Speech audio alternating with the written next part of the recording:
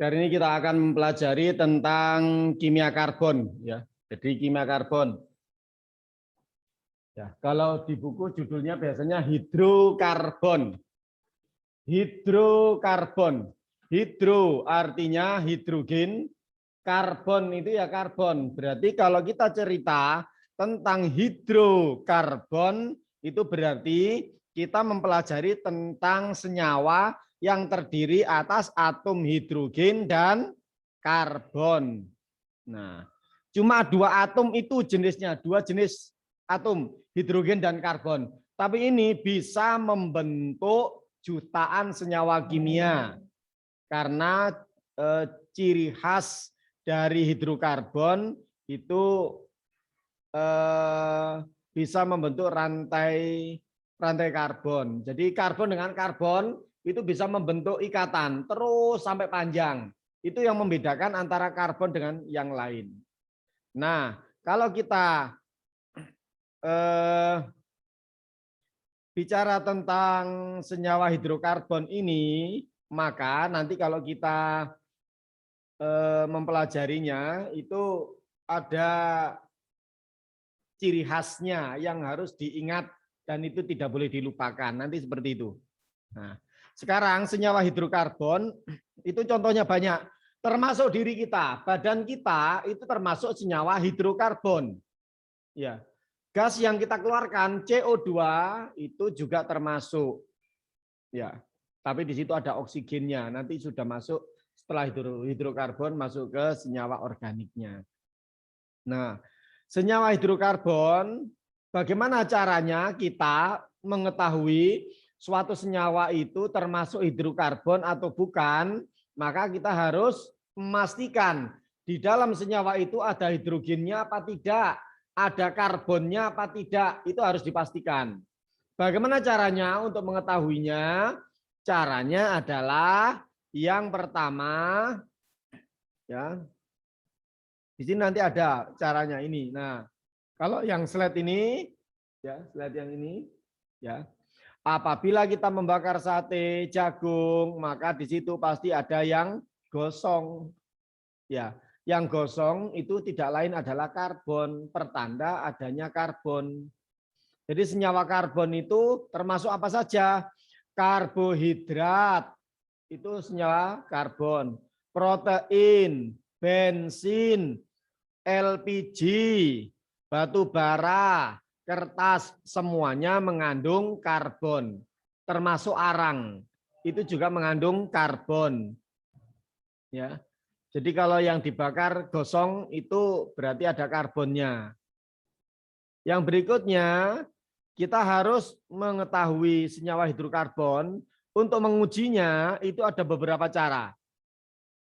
Kalau mau mengetahui suatu senyawa ini ada hidrogennya atau tidak, maka kita pakai cara ini. Cara ini. Ini untuk mengetahui di situ ada hidrogennya ataukah tidak. Ya. Yaitu pakai kertas kobal. Ya, kertas kemudian diberi atau dilapisi senyawa kobal. Nah, gitu. Ya. Kemudian senyawa hidrokarbon itu nanti dibakar, ya, dibakar. Nah, setelah dibakar, pembakaran senyawa hidrokarbon itu pasti akan mengeluarkan gas CO2. Akan mengeluarkan H2O, uap air. Nah, jadi kalau senyawa hidrokarbon dibakar pasti mengeluarkan uap air. Kertas dibakar akan menghasilkan CO2 dan H2O, uap air. Cuma uap airnya itu karena dalam bentuk panas, jadi dia bentuk uap, makanya nggak basah. Nah, untuk mengetahui, memang membuktikan bahwa di situ ada hidrogennya pakai kertas kobal ini. Ya, pembakaran sampai gosong di dalam tabung reaksi. Kemudian kalau dibakar maka senyawa karbon itu akan melepaskan air H2O. Jadi hidrogennya lepas bereaksi dengan oksigen membentuk H2O. H2O-nya keluar lewat pipa ini. Kemudian H2O-nya masuk di sini. Nah, nanti Kalau untuk kertas untuk mengetahui hidrogen ini nanti uap air itu nanti ketika kena udara dingin, udara di luar gini, dia akan mengembun. Setelah mengembun maka akan membentuk tetesan air. Nah, tetesan itu diteteskan ke kertas kobal. Kalau kertas kobal itu berubah warna menjadi merah kalau salah, merah muda. Jadi berubah warna, maka di situ menunjukkan adanya hidrogen. Bisa dipahami? Jadi senyawa karbon itu kalau dibakar maka dia akan melepaskan CO2 dan H2O. Ya, melepaskan hidrogen dan karbonnya karena dia terdiri dari C dan H.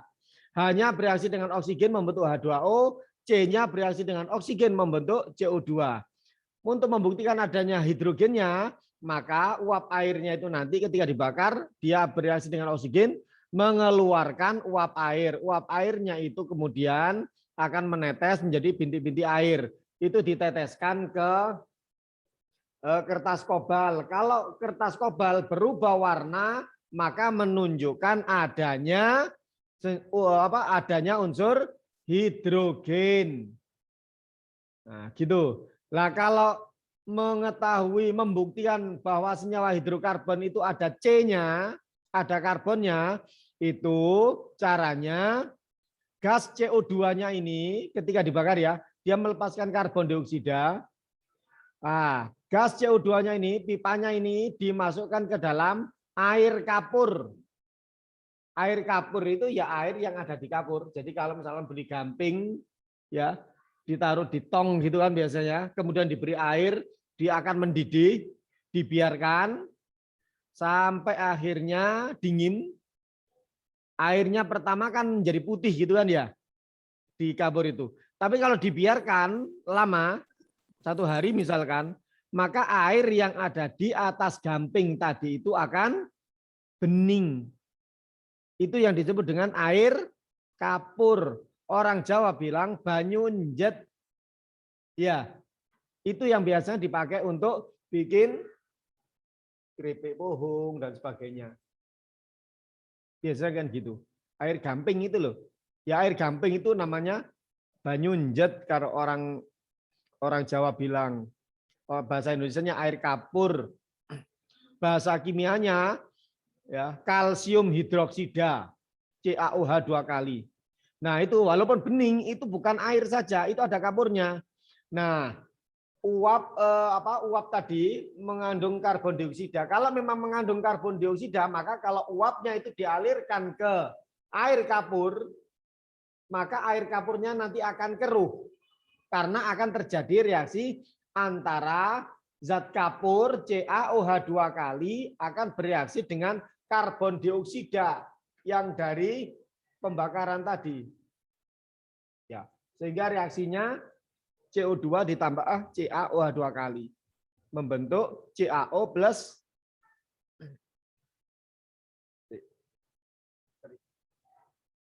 ya. Ya. CA-nya akan menjadi CaO, kemudian akan CO2-nya itu juga akan membentuk kapur. Ya, CaCO3. Jadi akan membentuk CaCO3 plus H2O, itu reaksinya nanti. CaCO3 itu nama lainnya batu kapur, makanya nanti air kapurnya akan keruh, setelah keruh kemudian mengendap. Kalau air kapur itu kamu ambil di gelas gini, dialirkan gasnya itu tadi, maka nanti di bawah akan terbentuk endapan kapur nanti, walaupun tadinya air kapurnya bening. Itu menandakan bahwa yang keluar ini ada karbonnya. Ya, ada karbonnya. Begitu.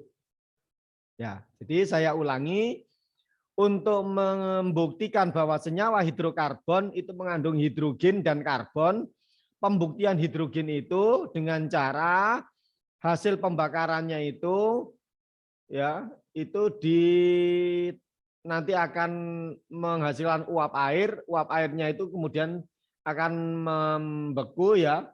Kemudian diteteskan ke kertas kobal, maka kertas kobal akan berubah. Berubahnya warna kertas kobal menunjukkan adanya hidrogen. Terus gas yang keluar dari pembakaran itu kalau dimasukkan ke air kapur, maka air kapur akan keruh. Keruh itu menunjukkan adanya karbon, yaitu CO2. Adanya karbon, itu pembuktiannya. Nah, kalau yang itu bisa kamu buktikan walaupun tanpa pembakaran. Pembuktian bahwa kamu mengeluarkan CO2, karbon dioksida, itu bisa.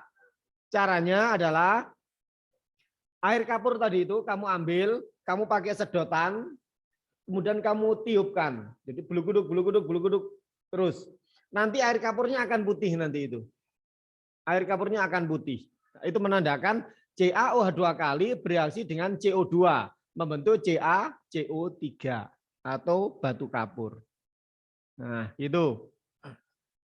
Nah, karena kita akan mempelajari tentang senyawa hidrokarbon, maka kamu harus kenal hidrogen dan karbon, harus kenal itu. Kalau ini tidak paham, maka pembelajaran untuk selanjutnya, terusannya dari senyawa hidrokarbon ini dijamin kamu tidak bisa. Tapi kalau ini paham, maka kelanjutannya insya Allah bisa.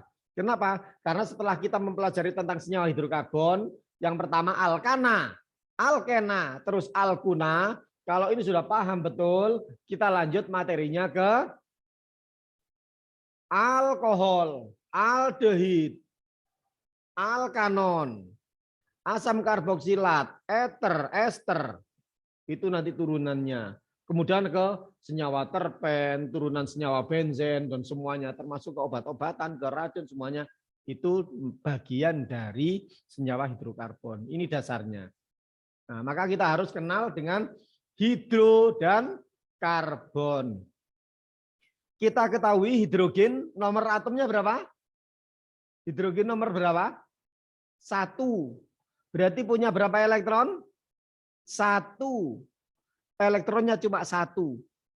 Nah, padahal kalau single cuma 1 itu tidak stabil. Makanya dia perlu cari pasangan elektron supaya dia stabil. Sama dengan manusia, kalau sendiri nggak stabil, akhirnya keluyuran. Tapi kalau sudah berpasangan, ya relatif nggak keluyuran. Sama, karena sama-sama makhluknya. Jadi hidrogen itu punya elektron 1, maka dia akan mencari pasangan juga 1, maka akan membentuk ikatan. Nah, sehingga dari situ bisa kita simpulkan hidrogen itu lengannya cuma 1, harus diingat. Hidrogen lengannya cuma 1. Ini konsep dasar. Nah, sekarang kita masuk ke karbon. Karbon itu nomor atomnya 4. Dulu kita pembelajarannya kalau nomornya 6 ya, karbon itu nomor 6. Kita sudah mempelajari tentang konfigurasi elektron kan ya. Kalau 6 berarti konfigurasinya 2, 4. Berarti pada kulit terluar berapa elektron? 4. Maka yang digambar adalah elektron pada kulit terluar ada 4. 4 ini 1, 2, 3, 4. Tidak ada yang berpasangan. Berarti 4-4-nya ini tidak berpasangan, maka harus cari masing-masing 1 elektron untuk membentuk pasangan. 1 pasang itu berarti 1 ikatan atau 1 lengan. Dengan kata lain, maka karbon itu memiliki berapa lengan? 4. Ini harus ingat ya. Tidak boleh lupa ini. Kalau ini kamu lupa, maka nggak bisa senyawa karbon seterusnya. Jadi saya ulangi, hidrogen harus punya lengan berapa? 1. Karbon harus punya lengan berapa? 4. Itu dasar. Itu nanti sampai S2, sampai S3. Tetap konsepnya seperti itu. Nah, sehingga di sini,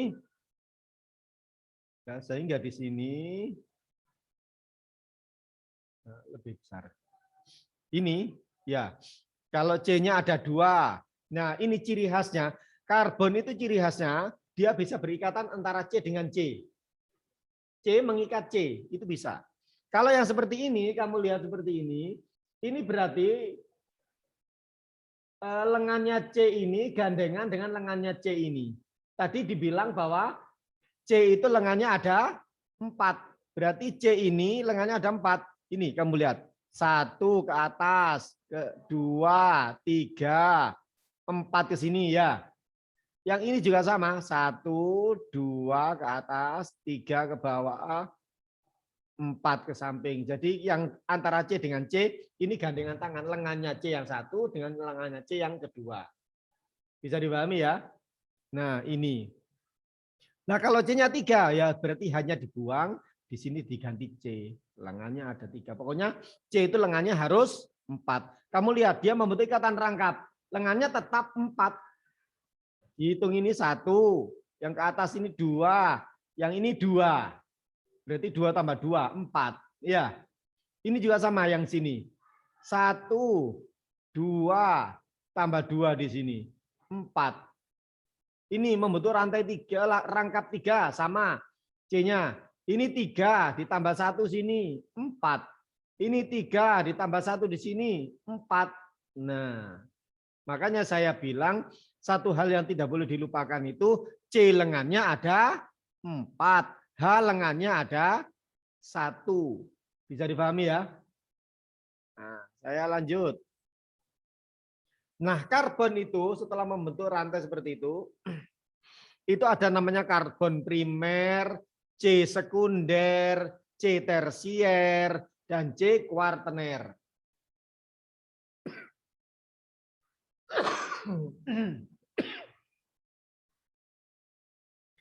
C primer itu C yang bagaimana?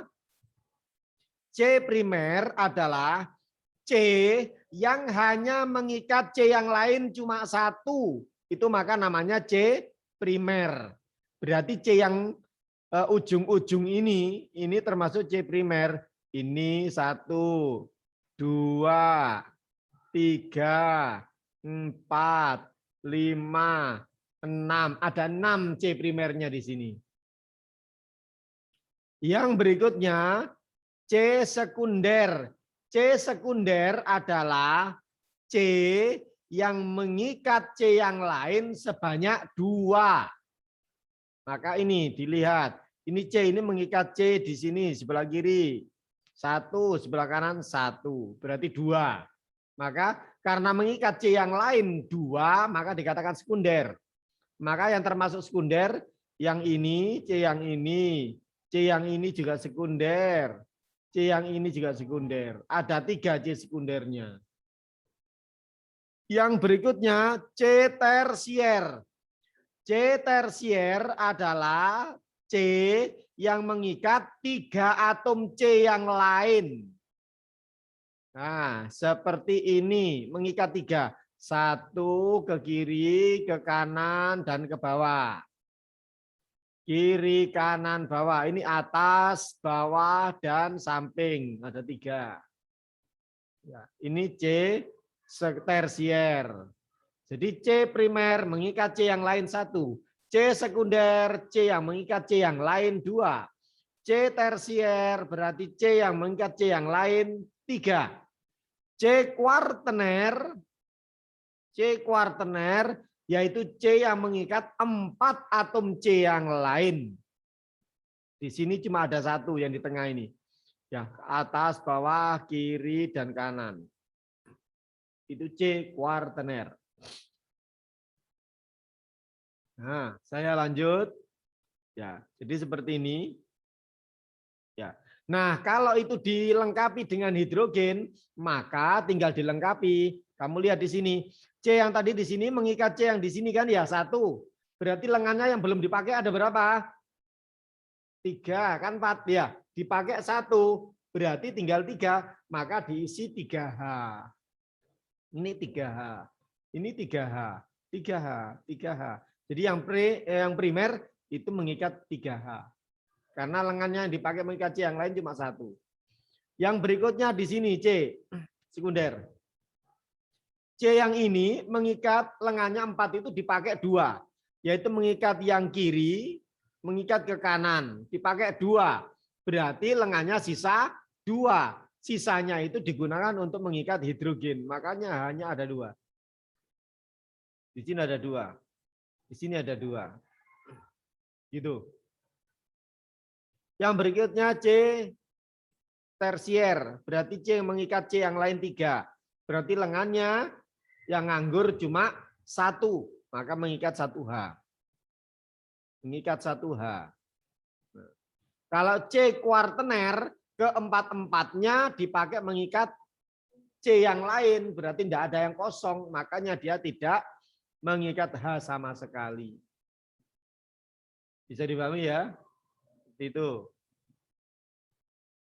Nah, lengkapi dengan atom H. Nah, kira-kira di sini hanya ada berapa?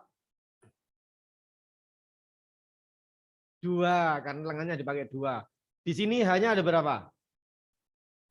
1, karena lengannya dipakai 3. Di sini 0, tidak ada, lengannya habis.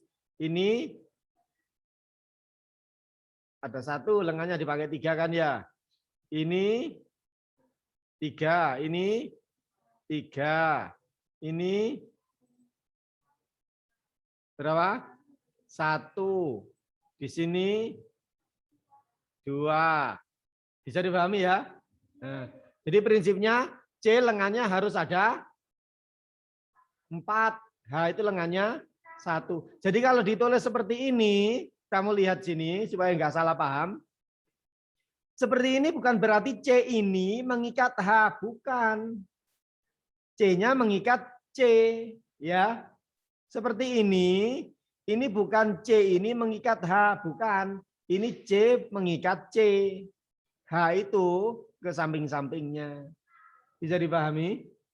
Nah, jadi kalau seperti ini jangan dikira bahwa C ini mengikat hanya C ini, mengikat H ini, tidak.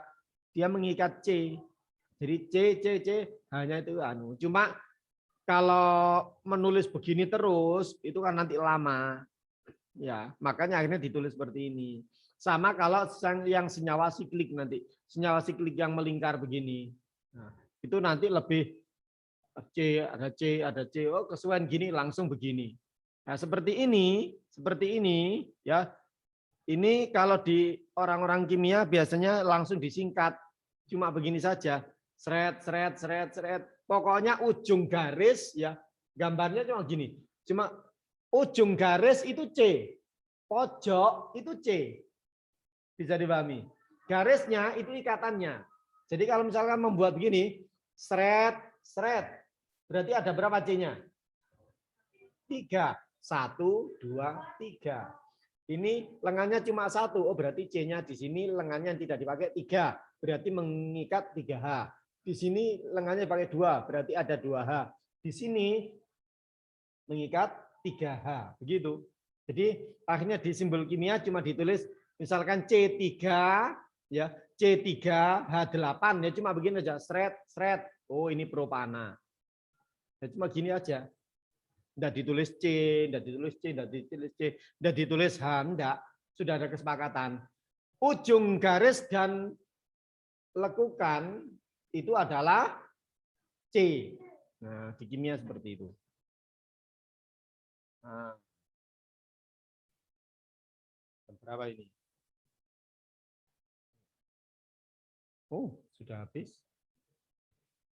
Saya kira itu kita baru mengenal ciri khas atom karbon ya. Kalau disimbolkan ya kesimpulannya itu karbon itu memiliki berapa lengan? 4. Hidrogen memiliki berapa lengan? 1. Nah, sehingga dia bisa membentuk rantai karbon. Ciri khas yang tidak dimiliki oleh atom lain adalah atom C bisa membentuk rantai. Atom yang lain tidak. Contohnya seperti natrium. Tidak ada natrium, ikatan dengan natrium lain, ikatan dengan natrium lain, ikatan dengan natrium lain. Tidak bisa. Yang bisa begitu hanya C. Makanya ada pembahasan tentang ciri khas atom karbon. Dan ini senyawa hidrokarbon itu akan menjadi satu bagian terbesar dari ilmu kimia. Makanya akhirnya ilmu kimia dibagi menjadi 2. Yaitu kimia organik, yaitu tentang hidrokarbon, dan kimia anorganik yang tidak ada karbonnya. Nah, ini satu ilmu kimia tersendiri. Nanti di sini mecah-mecah lagi ilmunya. Gitu. Karena begitu luasnya senyawa karbon itu. Saya kira cukup sekian awalnya, mudah-mudahan bisa dipahami dan itu adalah konsep dasar yang harus diketahui supaya Kalau itu kamu tidak bisa, maka untuk selanjutnya tidak bisa. Kalau ini bisa, maka kelanjutannya nanti kita relatif akan lebih lancar. Maka yang akan datang kita akan membahas tentang alkana, alkena, dan alkuna. Terakhir, almarhum. Assalamualaikum warahmatullahi wabarakatuh. Kira cukup sekian.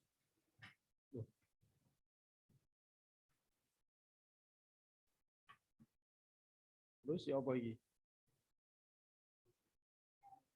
Oh jadi anu Pak, bagus saya. Gitu aja.